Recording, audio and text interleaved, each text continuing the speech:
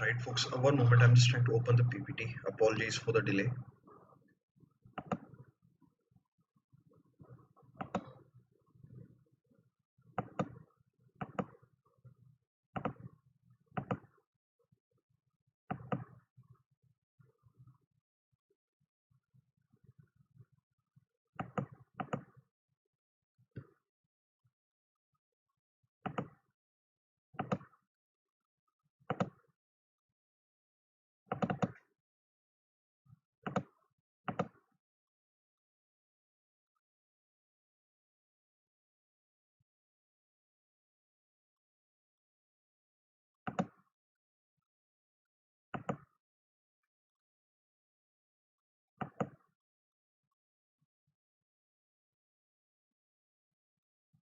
Right.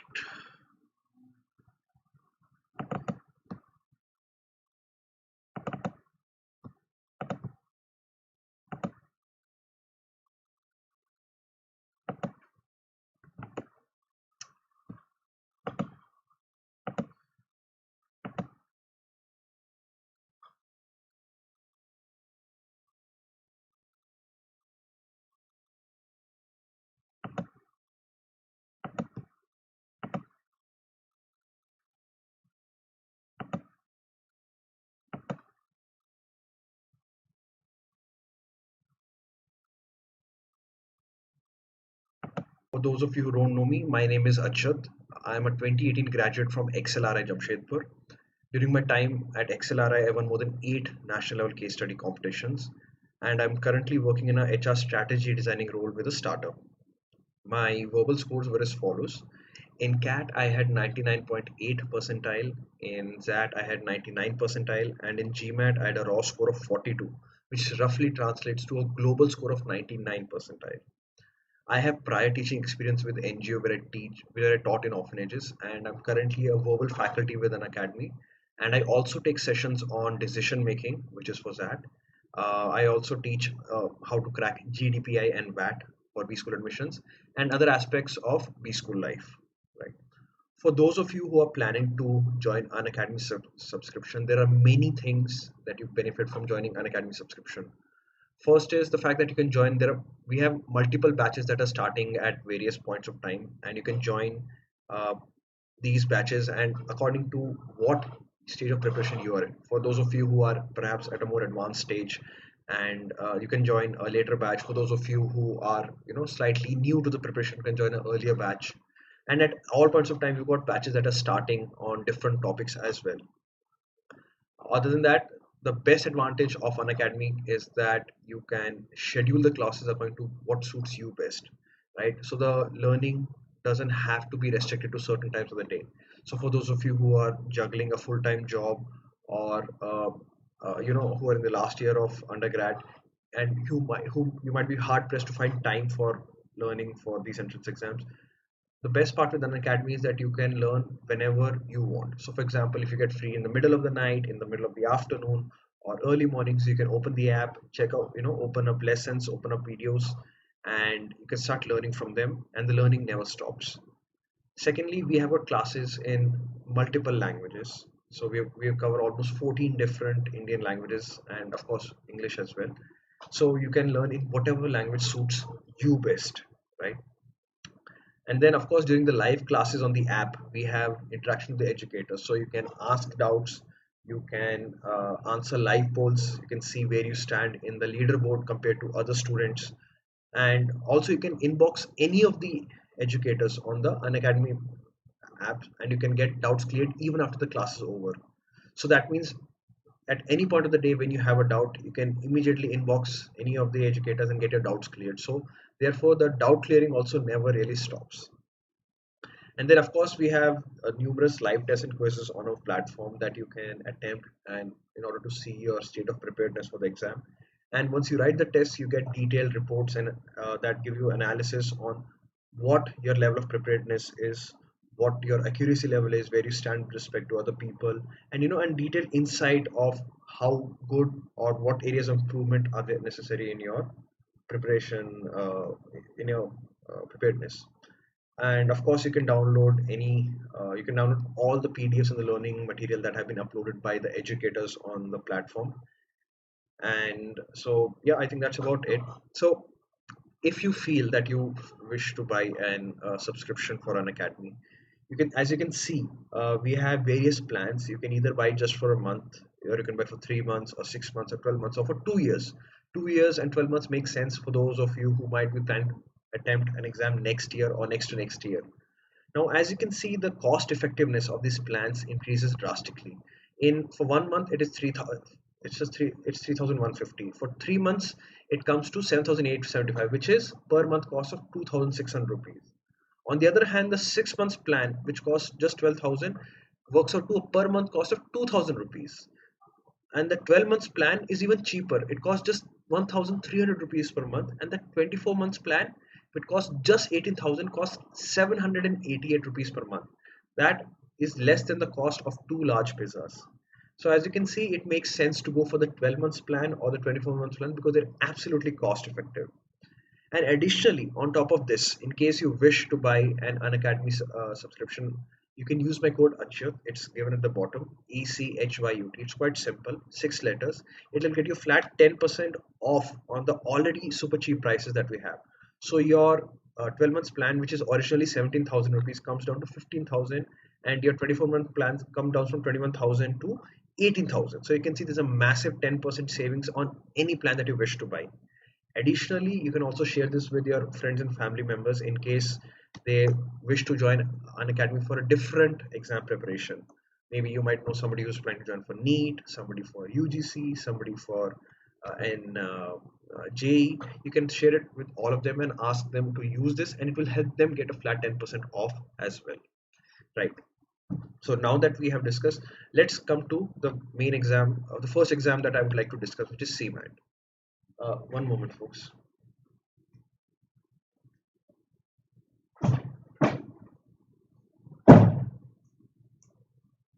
Yes, apologies for that.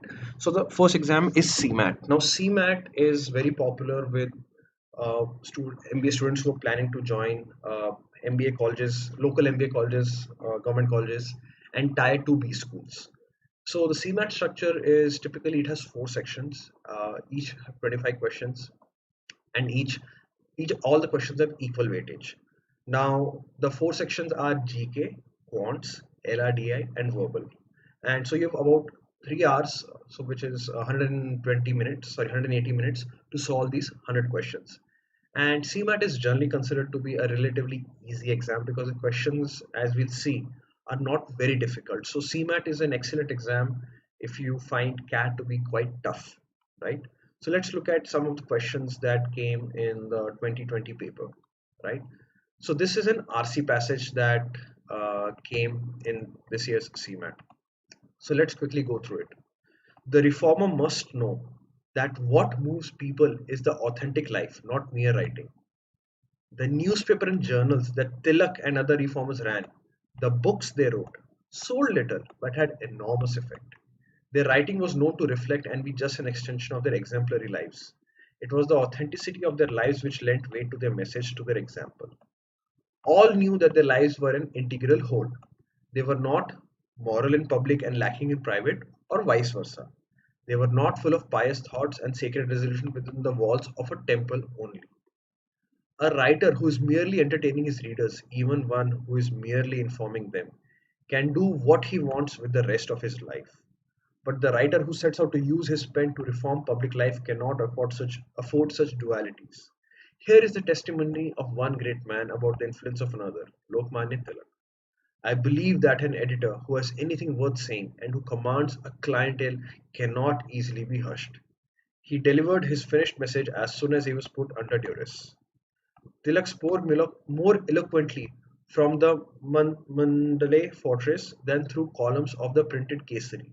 His influence was multiplied thousandfold by his imprisonment, and his speech and his pen had acquired much greater power after he was discharged than before his imprisonment.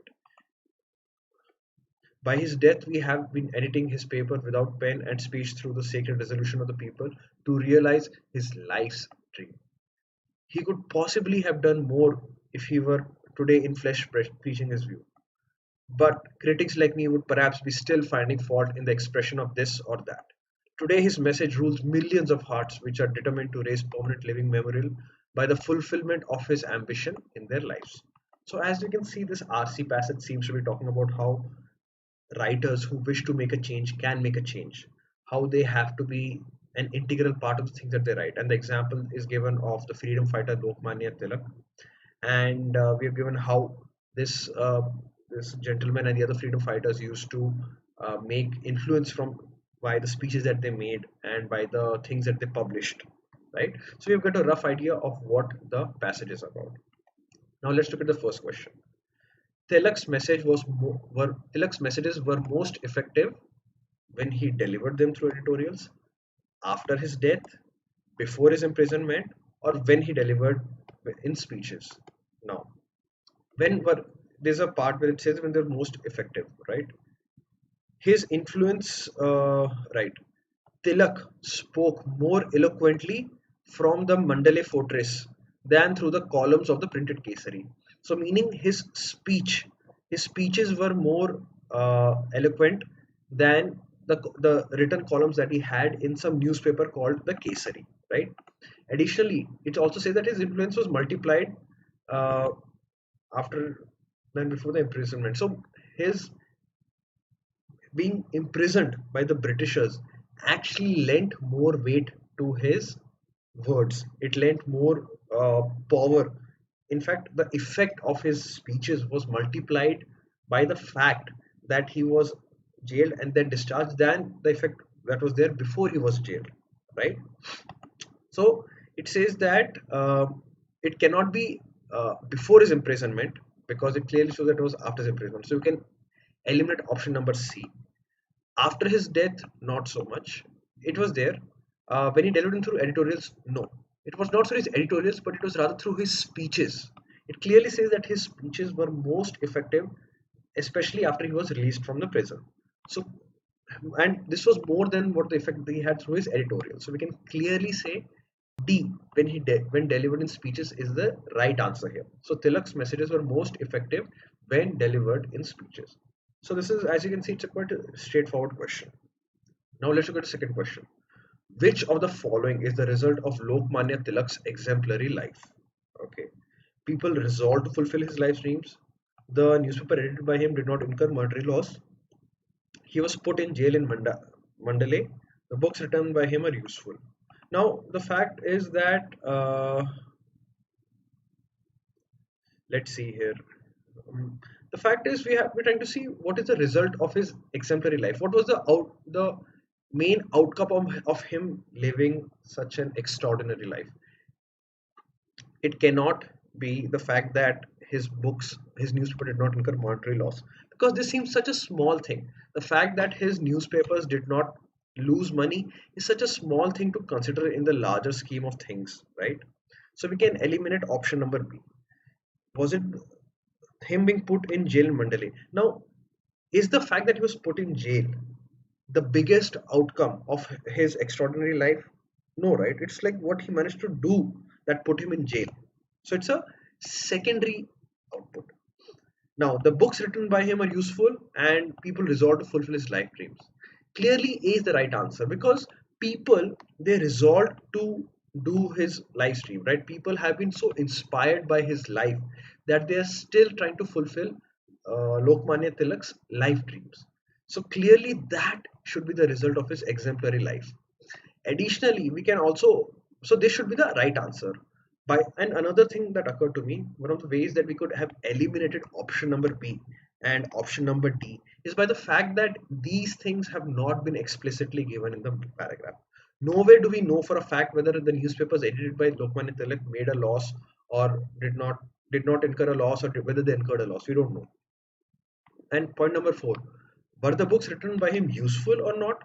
We do not know. There's no mention in the entire passage which says that, okay, his books were useful. Maybe the books might not have been useful. We have no clarity, right? So, out of the two remaining points which have been given in the passage, that yes, people resolved to fulfill his life stream, that's given here, okay, and the fact that he was put in Mandalay jail, right? So we know these two facts have been given, but out of these two, the better answer would be option number A, because clearly that's a better outcome of him living an exemplary life, right? So clearly A is the right answer here, and D is the right answer for this question. Okay. Now, which of the following is the general tendency of the critics according to the passage? To condemn one and all the reformer writers, to justify the criticism, to praise only those writers who they like, to find fault with one or the other expression of writer. So let's see. There's a clear cut sentence here. Critics like me would perhaps be still finding fault in the expression of this or that. Okay, so I think this clearly matches with the passage. The critics would find fault with one or the other expression of the writer. So it's a clear cut match with the facts that have been given in the passage. So clearly D is the correct answer here. Question number 4. In the context of the passage, a reformer becomes effective if he is a journalist with an objective viewpoint, he is an author with an excuse me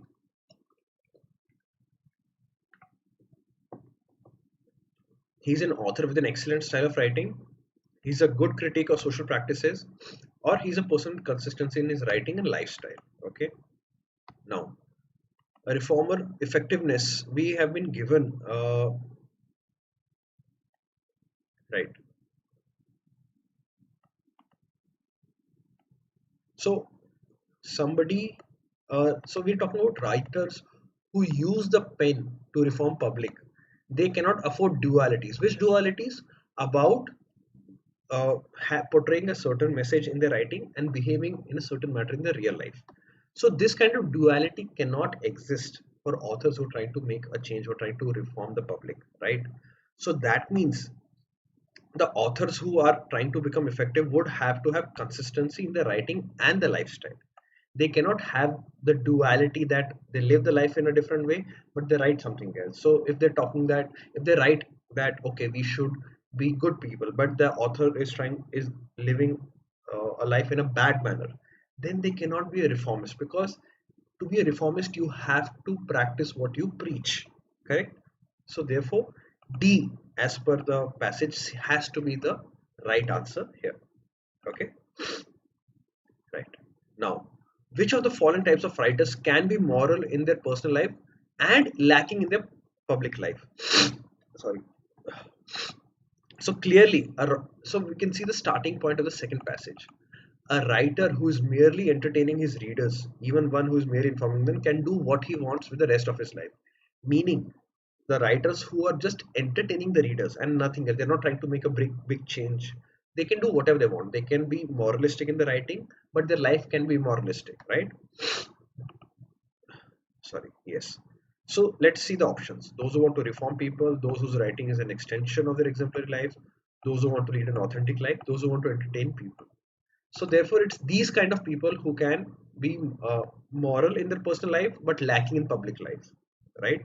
These are the ones who do not care about reforming people, because the authors who care about reforming people will follow the same standards that they write in their and the same standards they have in their public life as well in their personal life, right? Similarly, the authors whose writing is an extension of their exemplary lives, they will again maintain a consistency that they will be moral in their personal life as well as in their public life.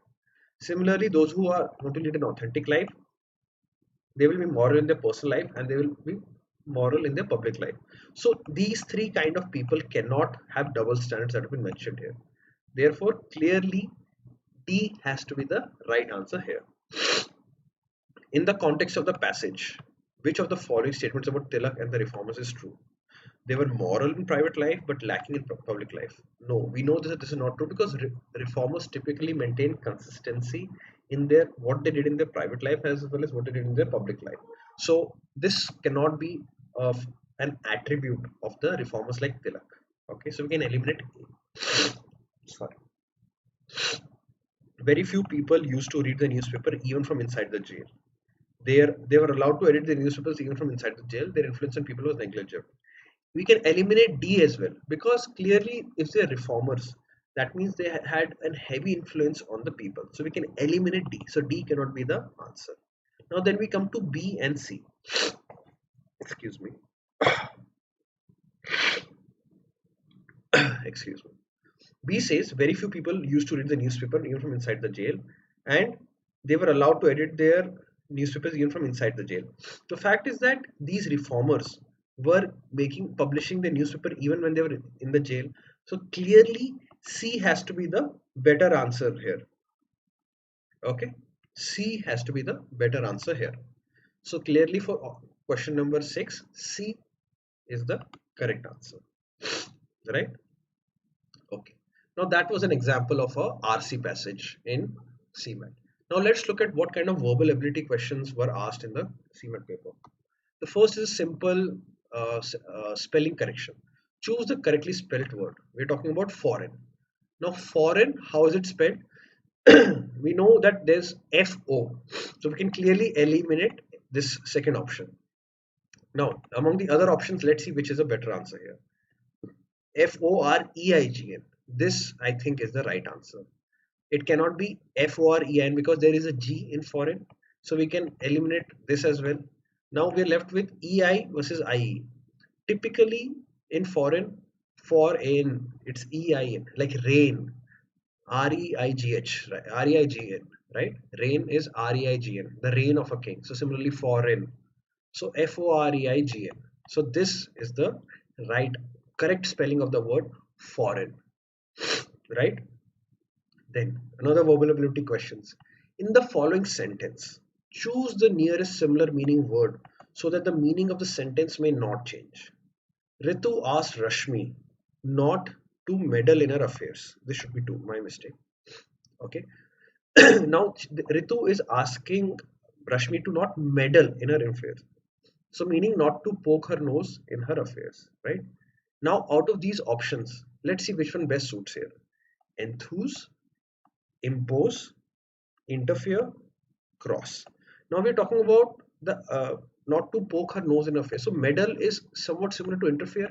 So if we let's try to substitute interfere here. Ritu asked Rashmi not to interfere in her affairs. That makes sense, right? So clearly C is the right answer here. 1 minute, folks. I'll just come.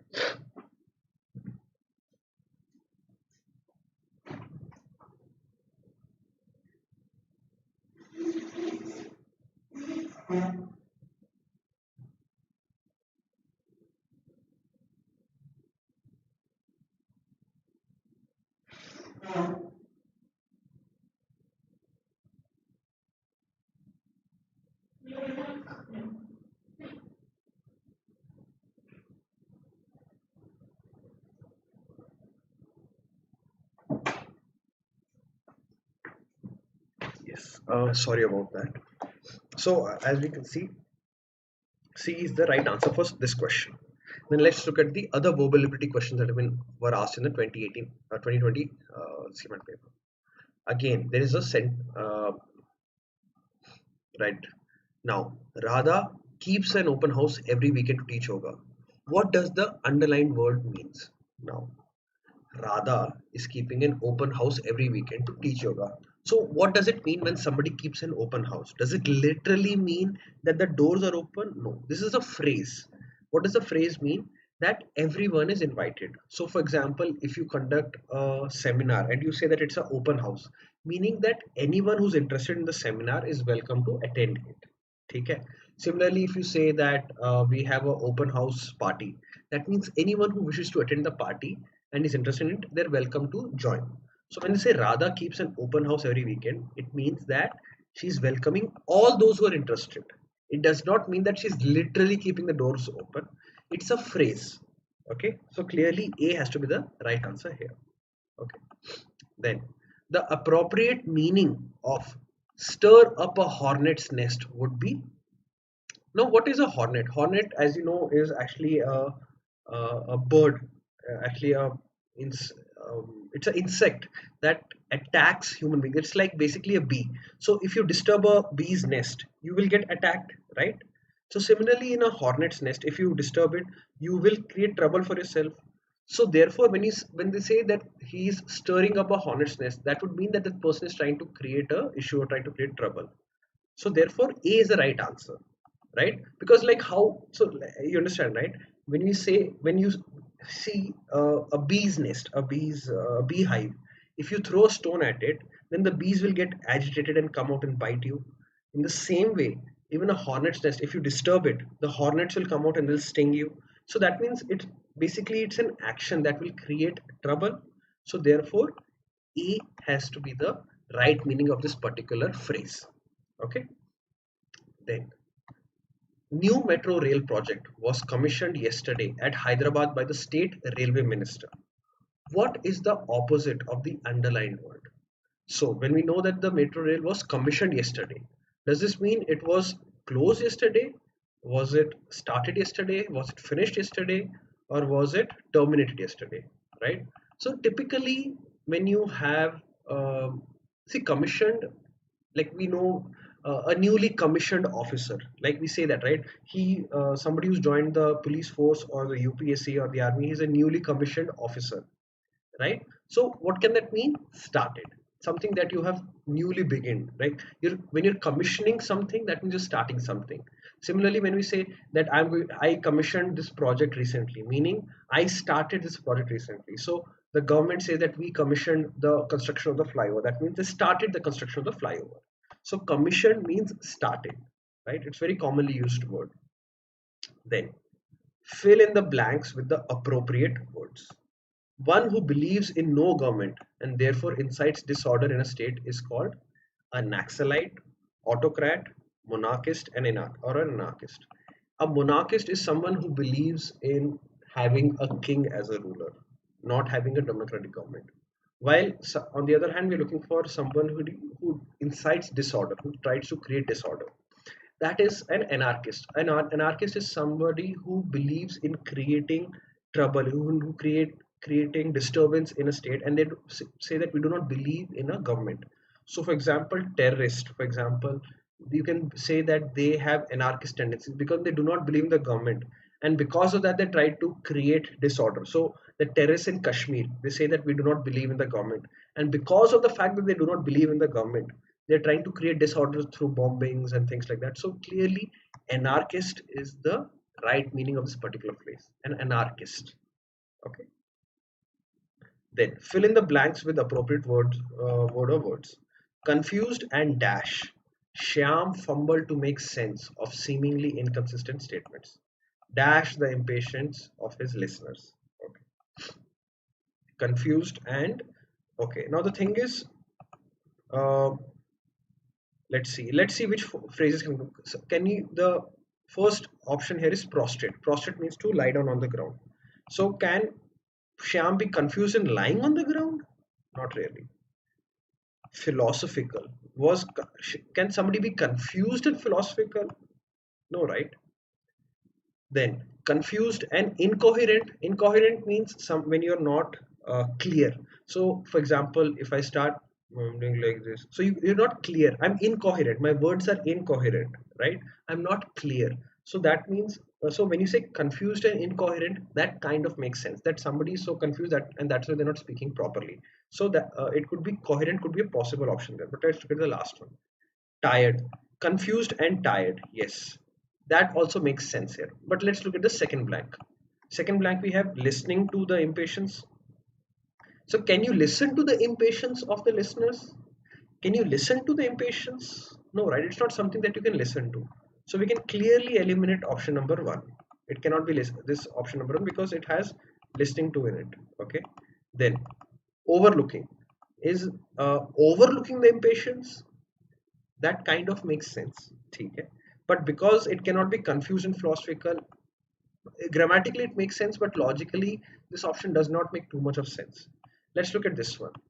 Confused and incoherent, Shyam fumbled to make sense of seemingly inconsistent statements. So if he's fumbling, that clearly means he's being incoherent, right? Also, when you say oblivious to the impatience, oblivious means that you have no idea, you're unaware. So if I'm saying that I was oblivious to the cries of pain, meaning I was not even paying attention and I was not concerned about the cries of pain that was coming from my neighbor's house. So similarly, when we say that Shyam is oblivious to the impatience of his listener, that means he's not at all aware of the impatience that his listeners were showing. So that actually that fits in very well. But let's check out the last one. Confused and tired, Shyam fumbled to make sense of seemingly incoherent statements.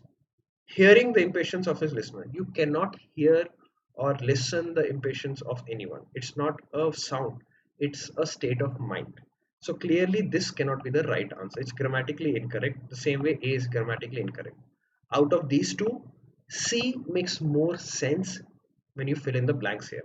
So clearly incoherent and oblivious to have to be the right answer here. Okay, right. In this question, a word is underlined in the given sentence. For the underlined word, four words are listed below. Choose the word nearest in meaning to the underlined word. Okay. The football coach had a sympathetic presence, albeit a commanding one. Now, we can say that he had a sympathetic presence, but also a commanding one. So, sympathetic and commanding seem to be slightly opposite, right? He is a very sympathetic person, but his presence was very commanding, right? So we have to see something that shows a comparison between the two things. We have to select a word that can substitute albe, meaning showing a comparison between the two sides of the coach, right?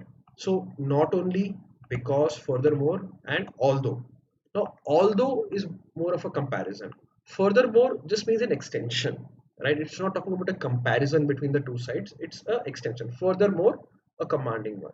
Okay, but sympathetic presence and a commanding presence are not an extension of one another. They're opposites, right? So we can eliminate B here clearly. Because, so the football coach had a sympathetic presence because a commanding one, that does not make grammatical sense then. So we have eliminated B, because we have eliminated C. It cannot be the answer. Then let's try D. Not only. The football coach had a sympathetic presence, not only a commanding one. Now, like I said, this sentence seems to be showing the comparison between the two sides of the coach, that he had a sympathetic presence, but he was also having a commanding presence, right? So out of not only and although seems to be showing a comparison. Although is but nonetheless types. It's showing a comparison between two parts of the sentence. So you'll say, I was happy although I was poor, meaning I was happy despite being poor. So you're showing a comparison between two things, right? So although would be a better apt option in this particular blank here, right? Now, in this question, you're given a sentence, a part of which is underlined. This is followed by four ways of phrasing the underlined part. Select the version that best rephrases the underlined part. We want the teacher to be him who has the best rapport with the students. Now, let's see the options. We want him to be the teacher. We want the teacher to be he. We anticipate the teacher to be him. We desire the teacher to be him. Okay. Now the thing is, they're trying to find a teacher who has the best rapport with students. So they want or desire makes good sense at the starting of the sentence. We anticipate.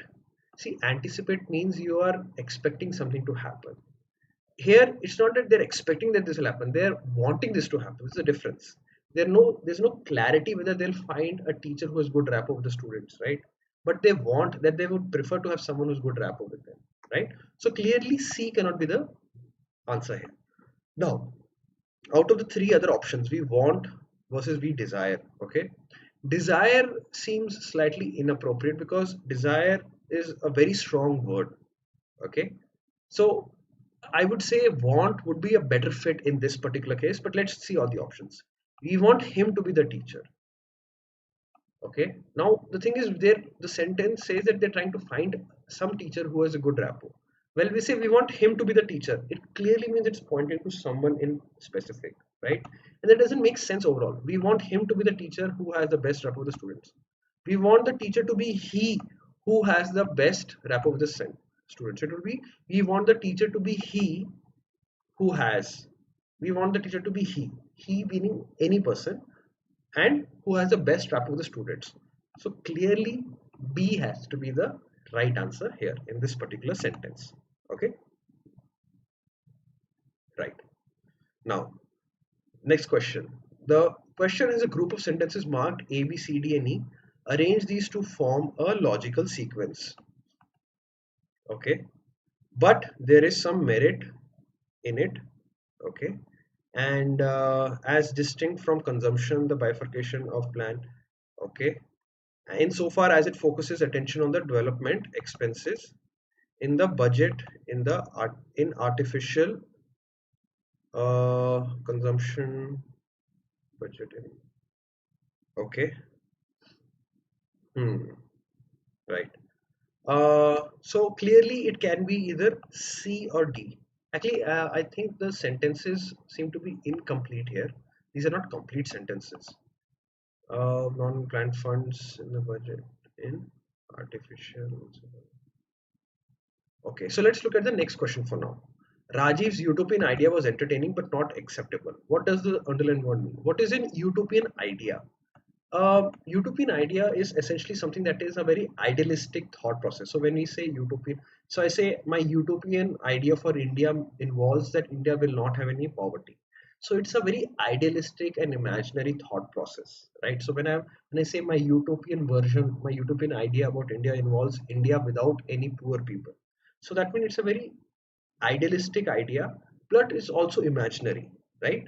So therefore, out of these four options, unworthy, big, classic, A is the best option because we're talking about an imaginary idea that is very idealistic and most probably will not happen. Okay, so imagine a utopian idea is an idealistic imaginary idea. Okay, then uh, form a meaningful sentence from the given sentences. It results from a carefully revised plan. Men work together for a cause or purpose. Teamwork does not just happen, it must be clearly known to them. Okay. Now, teamwork does not just happen, it results. So, this seems to be a combination here because teamwork does not happen can only be followed by this sentence. It cannot. Let's try to fit any of the other three sentences after this sentence. Teamwork does not just happen, men work together for a cause or purpose. No, teamwork does not just happen, but how does it happen? It results from a carefully revised plan. So clearly this sentence A should be after sentence C. So teamwork does not just happen, it results from a carefully revised plan. Okay. Then men work together for a cause or a purpose. It must be clearly known to them. What must be known to them? The cause or a purpose. So B and D are together and C and A are together. Now, let's see which of the options has these sentence arrangements. A has CA, it has BD. Okay. Has CD, and it neither has BD nor does it have CA. So we have eliminated B. C has BC and AD. Nope. B has CB and DA. So clearly, option number A has to be the right answer here. Okay. So A has to be the right answer here. Then, what do you mean by fratricide? Okay. Now, side is something when you're killing, right? So that is why you would have read about female infanticide. Infanticide is when you're killing a female child, is female infanticide. Or infanticide is just when you kill a child. Icide is killing. Okay. Now, frat. Now, when we say fraternity, or fraternity means a brotherhood, so a group of brothers. So when you say fratricide, it clearly means a murder of a somebody who's a brother to you. Okay, so that is murder of a brother. Okay, select the word or phrase which is closest to the opposite in meaning to the underlined word. You are advised to show clemency to the defeated enemy. Now we have to find a word that is opposite in meaning to the underlined word. So clemency is to show leniency. Okay, to show mercy, to show leniency or mercy to a person.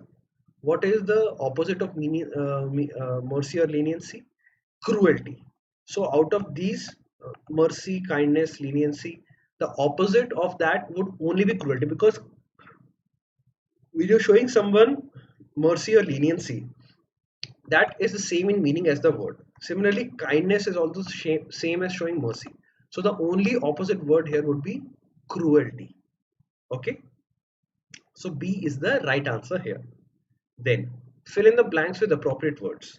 As dash head of the organization, he attended social functions and several meetings, but had no dash in the formulation of company policy. Okay, so let's see the second blank. Vote, pride, competition, voice. So, but had no vote in the formulation of policy, makes sense. But had no pride in the formulation of company policy, that also makes grammatical sense. No competition in the formulation of company policy, that doesn't make sense. How do you have competition in the formulation of company policy, right? So C cannot be an option. So we can clearly eliminate option number C, right? Option number D is voice, but had no voice in the formulation. Again, that also makes sense. So we have, let's go with A, B, and D for now. Let's come to the first blank. As dash head of the organization, hypothetical head of the organization. Hypothetical is something that does not exist. So he cannot be a hypothetical head because he's clearly existing, right? We're talking about a person who's clearly existing. So an hypothetical head means something that does not exist. So we can eliminate A as well, right? Then we have former. So you when you're saying a former head of the organization, but he had no pride in the formulation. So that makes grammatical sense, but logically it does not make too much of sense. Let's look at option number D. Titular head.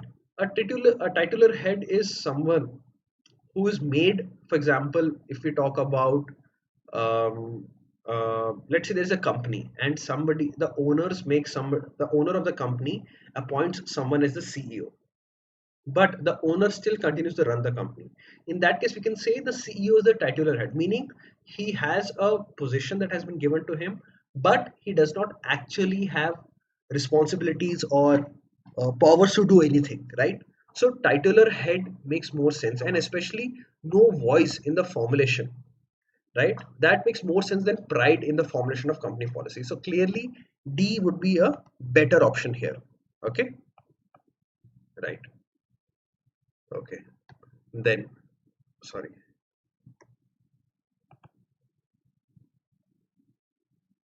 right, choose the most suitable word for the given expression. Somebody, one who cannot die, right? Invulnerable, perpetual, mortal, immortal. Invulnerable is something that cannot be conquered. So invulnerable is that uh, something that is not vulnerable. Vulnerable is showing weakness. So somebody who's does not have a weakness, or something that does not have weakness, is invulnerable. Perpetual means constant. So when we say perpetual motion, it means constant motion. Mortal is somebody who can die. Immortal is somebody who cannot die. So therefore, the correct answer here should be immortal. Okay, right.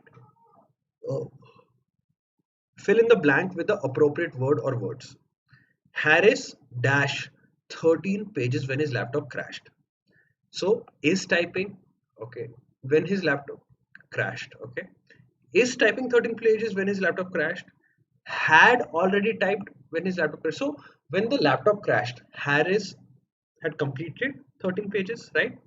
So has typed or had typed or uh, typed. Okay, so we're talking about something that had already been finished. Out of these sentences, only option number B makes sense, that Harris had already typed 13 pages when his laptop had crashed. Okay, so B should be the right answer here. Okay, then Rajni is a voracious reader. Okay, so voracious reader, voracious means very extremely hungry types. Okay, very voracious reader. So out of these options, tenacious, truthful, spacious, ravenous, ravenous would be the most appropriate option here. Okay, right. Now we have to select a synonym for the word reek. Reek is when you're saying you're wreaking havoc or you're wreaking sadness, meaning you're implementing this, you're giving it to something or someone. So out of that, inflict, meaning you're putting this on someone. So when you wreak sadness, meaning you're putting sadness on someone, so you're inflicting sadness on someone. So for wreak, to inflict makes is the right option here. Okay, right. Folks, we'll pick this up in tomorrow. We'll have a continuation where we'll take up more papers from old CMAT papers and old Maharashtra CET papers. And for now, I think that's it. We've covered the entire 2020 CMAT paper and their verbal section. If you like today's video, please like, share, and subscribe to the channel. And in case you liked my classes, please check out my sessions on the Unacademy platform, on the Unacademy app. I take live classes where you can ask doubts in real time as well. And in case you wish to join an Academy subscription, you can use my code Achyut, that will get you a flat 10% off as well. Okay. And I will see you tomorrow where I'll take up another paper from a 2019 CMAT paper, and I will also take up an old Maharashtra CET paper and show you what the paper actually is like. Okay.